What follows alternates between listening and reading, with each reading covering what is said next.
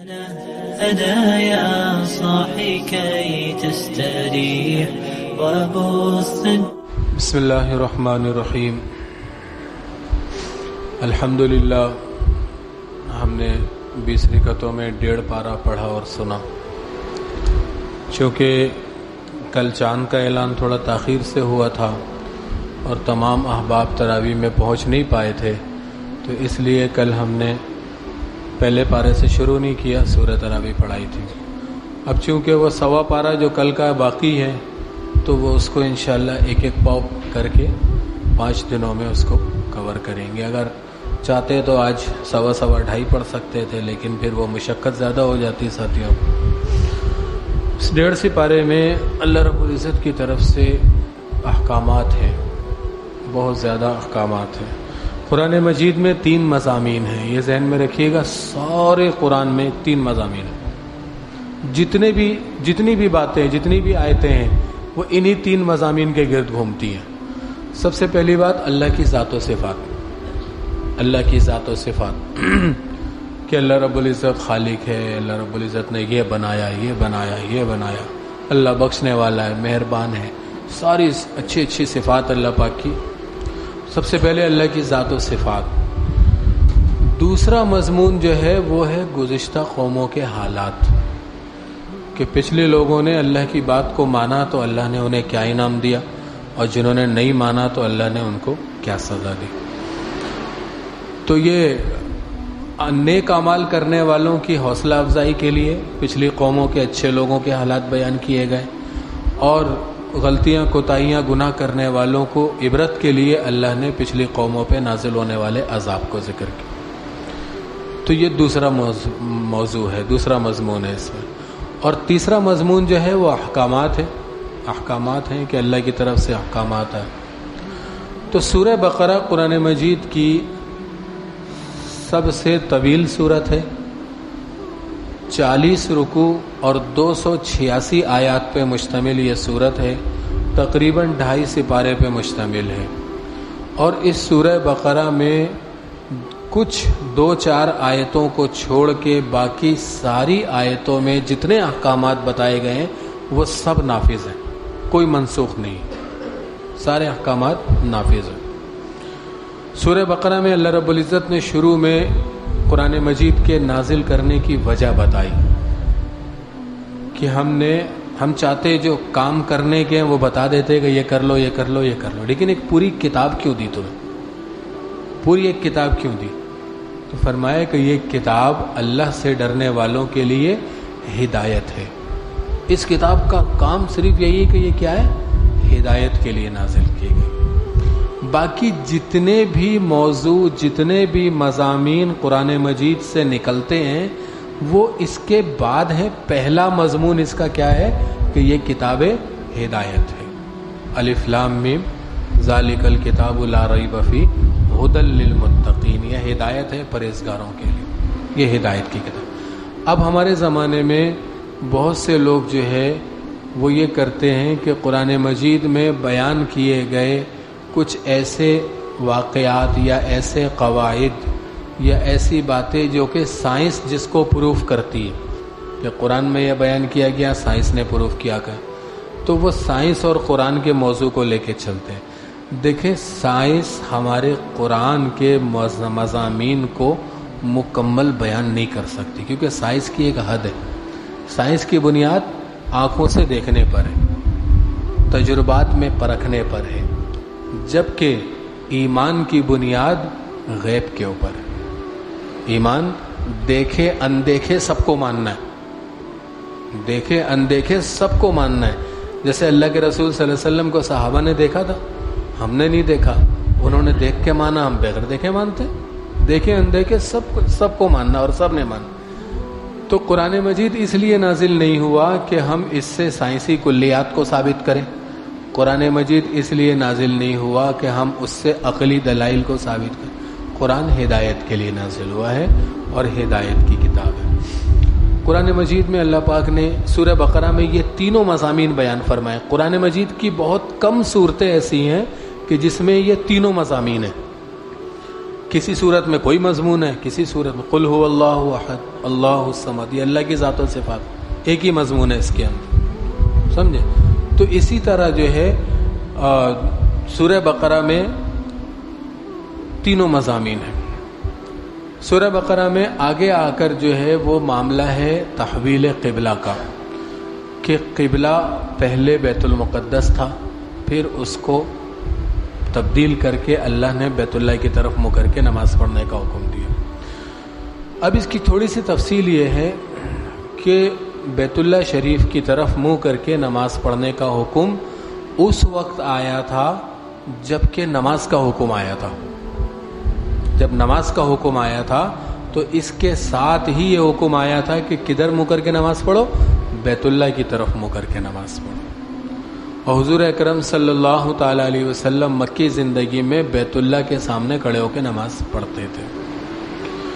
پھر ہجرت سے چند روز پہلے یہ حکم آیا کہ اب اپنا رخ بیت المقدس کی طرف کر لیں، کیونکہ اللہ کو پتہ ہے کہ کچھ دن بعد ہجرت ہو جائے گی، اور اللہ کو پتہ ہے کہ جس جگہ یہ ہجرت کر کے جائیں گے وہاں اہل کتاب رہتے ہیں پہلے سے۔ تو اب حضور صلی اللہ علیہ وسلم بیت المقدس کی طرف منہ کر کے نماز پڑھیں گے تو اہل کتاب ان سے کچھ قریب ہو جائیں گے، اور اہل کتاب قریب ہوں گے تو جو ان پڑھ لوگ ہیں وہ بھی قریب ہو جائیں گے۔ اہل کتاب پڑھے لکھے شمار ہوتے تھے تو ان پڑھ اور امی لوگ بھی قریب ہوں گے۔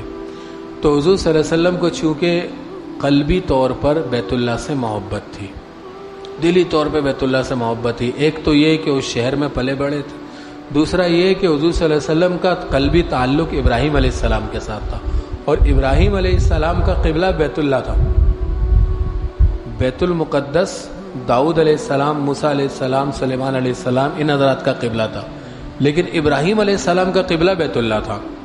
ابراہیم علیہ السلام، اسماعیل علیہ السلام کا قبلہ، تو حضور صلی اللہ علیہ وسلم کو بیت اللہ سے اس لیے محبت۔ اب جب حکم آیا کہ بیت المقدس کی طرف منہ کرو، آپ سب اللہ پاک سب کو دکھائے، بار بار دکھائے، بیت اللہ کے چار دیواریں ہیں، تو حضور صلی اللہ علیہ وسلم اس دیوار کے آگے کھڑے ہو کے نماز پڑھتے تھے جہاں سے بیت المقدس کی طرف منہ ہو جائے، یعنی بیت اللہ کی طرف بھی منہ ہو جائے، بیت المقدس کی طرف بھی منہ ہو جائے، یعنی اپنے دل کی محبت کی بھی تسکین ہو جائے اور اللہ کے حکم کی بھی تعمیل ہو جائے۔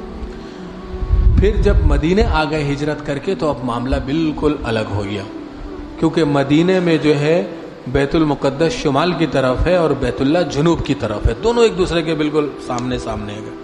تو حضور صلی اللہ علیہ وسلم جو ہے وہ اللہ کے حکم کے مطابق بیت المقدس کی طرف منہ کر کے نماز پڑھو، لیکن بار بار دل میں خیال آتا تھا کہ کاش کہ دوبارہ بیت اللہ کی طرف منہ کر کے نماز پڑھنے کا حکم ہے۔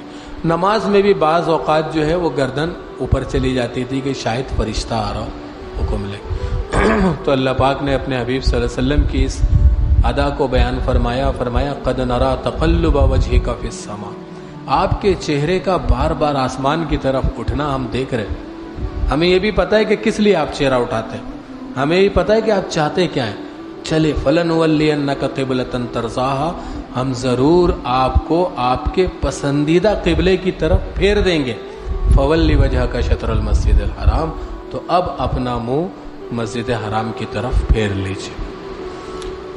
تو جو مسجد قبلتین ہے یہ قبیلہ بنی عامر ابن عوف یہاں رہتا تھا، نبی کریم صلی اللہ تعالی علیہ وسلم وہاں گئے تھے کسی وجہ سے، اور وہاں پہ ظہر کی نماز آپ علیہ السلام پڑھا رہے تھے۔ جب تیسری رکعت کے لیے کھڑے ہوئے تو شمال کی طرف منہ کر کے نماز شروع کی تھی، تیسری رکعت کے لیے جب کھڑے ہوئے تو یہ حکم آ گیا کہ فولی وجہک شطر المسجد الحرام۔ نماز کے اندر آپ علیہ السلام ساری صفیں چیر کے آخری صف پہ پہنچے اور اپنا رخ بیت اللہ کی طرف کر لیا، سارے صحابہ نے نماز میں ہی اپنا رخ بیت اللہ کی طرف کر لیا، اور یہ وہ نماز ہے کہ جو دونوں قبلوں کی طرف آدھی آدھی پڑھی گئی، ظہر کی نماز آدھی بیت المقدس کی طرف پڑھی گئی، آدھی بیت اللہ کی طرف پڑھی گئی۔ تو اس سے جو حضور صلی اللہ علیہ وسلم کو تو حکم دے دیے کہ اللہ کو تو پتہ ہے کہ کون سا حکم کس وقت دینا ہے، لیکن اہل کتاب نے یہ کہنا شروع کر دیا کہ ان کو تو سمجھ میں نہیں آتا کہ بھئی یہ کبھی ادھر نماز پڑھتے ہیں کبھی ادھر، سیقول السفہاء من الناس ما ولاہم عن قبلتہم التی کانوا علیہا۔ اللہ پاک فرماتے ہیں یہ بے وقوف لوگ یہ ضرور کہیں گے کہ ان مسلمانوں کو ان کے قبلے سے کس نے ہٹا دیا۔ قل للہ المشرق والمغرب، آپ فرما دیں مشرق و مغرب سب اللہ کا ہے، سب اللہ کا ہے، اور اس سے پہلے فرمایا فَأَيْنَمَا تُوَلُّوا فَثَمَّ وَجْهُ اللَّهِ، جدھر رخ کرو وہاں اللہ ہے، جدھر رخ کرو وہاں اللہ ہے. تو سب اللہ کا. یہدی من یشاء الی صراط مستقیم، اللہ جسے چاہتا ہے سیدھے راستے کی ہدایت دیتا ہے. تو اصل ہے دین میں حکم کو ماننا اور تسلیم کرنا. اللہ رب العزت ہمارے مذہب کا نام اسلام کے علاوہ کچھ اور رکھ سکتے تھے، لیکن اللہ نے اس مذہب کا نام رکھا اسلام. فرمایا ان الدین عند اللہ الاسلام، دین تو اللہ کے نزدیک اسلام ہی ہے. دوسری جگہ فرمایا وَمَن يَبْتَغِي غَيْرَ الْإِسْلَامِ دِينًا فَلَن يُقْبَلَ مِنْهُ، جو اسلام کو چھوڑ کر کسی اور دین پہ چلے گا اس کا کسی اور دین پہ چلنا ہرگز قبول نہیں کیا جائے گا. تو اسلام تسلیم کے معنی میں ہے، اسلام تسلیم کرنے کے معنی میں ہے، اور مسلم کا معنی ہے اپنے آپ کو اللہ کی مرضی کے حوالے کر دینا. اللہ ہمیں جیسا چلائے ہم چلیں گے، یہ ہے اسلام. ادھر منہ کرنے کا حکم تھا ادھر کر لیا، ادھر کرنے کا حکم تھا ادھر کر لیا. روزے کے بارے میں بھی عصر کے بعد بتایا آپ حضرات کو کہ روزے کے حکم میں اللہ پاک نے کتنی تبدیلیاں کی. تو جیسے جیسے تبدیلی آتی گئی مسلمان مانتے گئے. شروع میں نماز پڑھنا اور نماز میں باتیں کرنا یہ جائز تھا. نماز میں لوگ باتیں کرتے تھے کیونکہ عادی نہیں تھے اس کے، تو اللہ نے اجازت دی تھی. پھر اس کے بعد حکم آ گیا وَقُومُوا لِلَّهِ قَانِتِينَ، اللہ کے سامنے چپ چاپ پڑے رہو، چھوڑ دیا باتیں کرنا. اسی طرح جو ہے بہت ساری جگہوں پہ اللہ رب العزت نے احکامات میں تبدیلی. تو اسلام چوں چراغ سے منع کرتا ہے. اسلام تسلیم کرنے کا نام ہے، تسلیم کرنا چاہیے. سورہ بقرہ کی ایک بہت زبردست بات میں آپ حضرات کو بتا دوں، آپ کی معلومات میں اضافہ ہوگا. بہت سارے ساتھیوں کو پتہ بھی ہوگی، کئی بار میں بتا چکا ہوں کہ قرآن مجید میں جو صورتیں ہجرت سے پہلے نازل ہوئیں وہ مکی صورتیں ہیں، جو ہجرت کے بعد نازل ہوئیں وہ مدنی صورتیں ہیں. یہ تو سب کو پتہ ہے کہ ہجرت سے پہلے جو نازل ہوئیں مکے میں یا اطراف میں وہ مکی صورتیں، اور جو ہجرت کے بعد نازل ہوئی ہیں مدنی زندگی میں وہ مدنی صورتیں. تو کتنی صورتیں مکی ہیں اور کتنی مدنی ہیں؟ کتنی مکی ہیں کتنی مدنی ہیں، اس کا فارمولہ آپ کو سورہ بقرہ میں مل جائے گا. سورہ بقرہ کی آیتیں میں نے بتائی تھی ابھی، کسی کو یاد ہے؟ کوئی بتائے گا؟ 286 یعنی 286. تو آپ پہلے دو نمبر لے لیے 28 یعنی 28. تو 28 صورتیں مدنی ہیں، 28 صورتیں مدنی ہیں. دوسرے دو نمبر لے لیے 86 یعنی 86. تو 86 صورتیں مکی ہیں، 86 صورتیں مکی ہیں اور 28 صورتیں مدنی. یہ بہت آسان ہے، بہت آسان ہے اس کو یاد کرنا.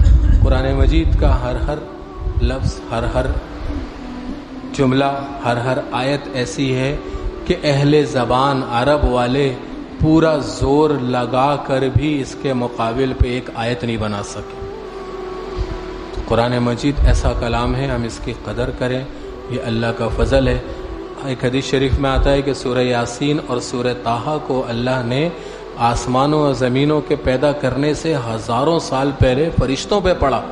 تو فرشتوں نے کہا کہ بہت مبارک ہیں وہ لوگ جن کے اوپر یہ نازل کیا جائے گا، اور بہت مبارک ہیں وہ سینے جو اسے یاد کریں گے، اور بہت مبارک ہے وہ زبانیں جو اس کی تلاوت کریں. قرآن تو قرآن، اس کی قدر کریں. اور رمضان کا تو خاص تعلق ہے قرآن کے ساتھ. قرآن کی تلاوت کریں. کس ترتیب سے کریں گے بھائی؟ کس ترتیب سے کریں گے؟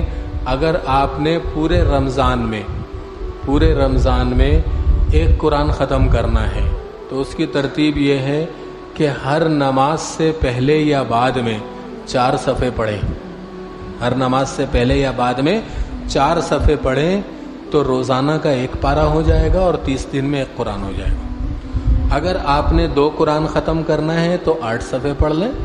3 قرآن ختم کرنا ہے تو 12، 4 کے لیے 16 اور 5 کے لیے 1 پارہ. 5 قرآن ختم کرنا ہے تو 1 پارہ، اس سے زیادہ کی ہو. امام شافعی رحمۃ اللہ علیہ رمضان میں کتنے قرآن پڑھتے تھے بھائی؟ تو طالب علم ہوگا مدرسے کا وہ بتائے. امام شافعی رحمۃ اللہ علیہ 61 قرآن پڑھتے تھے. 61 قرآن. 1 قرآن وہ جو تراویح میں سناتے تھے وہ پڑھا کرتے تھے، اور 1 قرآن روزانہ دن میں اور 1 قرآن روزانہ رات میں. تو 61 قرآن مجید پڑھتے تھے، اور کم و بیش مقداریں جو ہیں وہ صحابہ سے بھی منقول ہیں. تو ہم قرآن سے دل لگائیں، یقین کریے ہماری زندگی بہت آسان ہو جائے گی. بہت آسان ہو جائے گی. ہماری زندگی کی پریشانیوں کی وجہ یہ کہ ہم نے قرآن سے دل نہیں لگایا. اللہ رب العزت ہم سب کو کہنے سننے سے زیادہ عمل کرنے کی توفیق عطا فرمائے. اللہم لک الحمد کما انت اہلہ وصلی علی سیدنا مولانا محمد کما انت اہلہ وفعل بنا ما انت اہلہ انک اہل التقوی واہل المغفرہ. یا اللہ ہمارا بیٹھنا قبول فرما، کہنا سننا قبول فرما. قرآن مجید کی یا اللہ برکتوں سے ہمیں خوب مستفید فرما. قرآن کے بارے میں اتنی کوتاہیاں ہوئی ہیں اللہ اس سے معاف فرما. جناب نبی کریم صلی اللہ علیہ وسلم نے اتنی خیریں آپ سے مانگی ہیں وہ خیریں میں بھی عطا فرما. جتنے شرور سے پناہ چاہیے ان سے ہمیں بھی پناہ عطا فرما. صلی اللہ تعالی علی خیر خلقہ محمد و آلہ و اصحابہ اجمعین.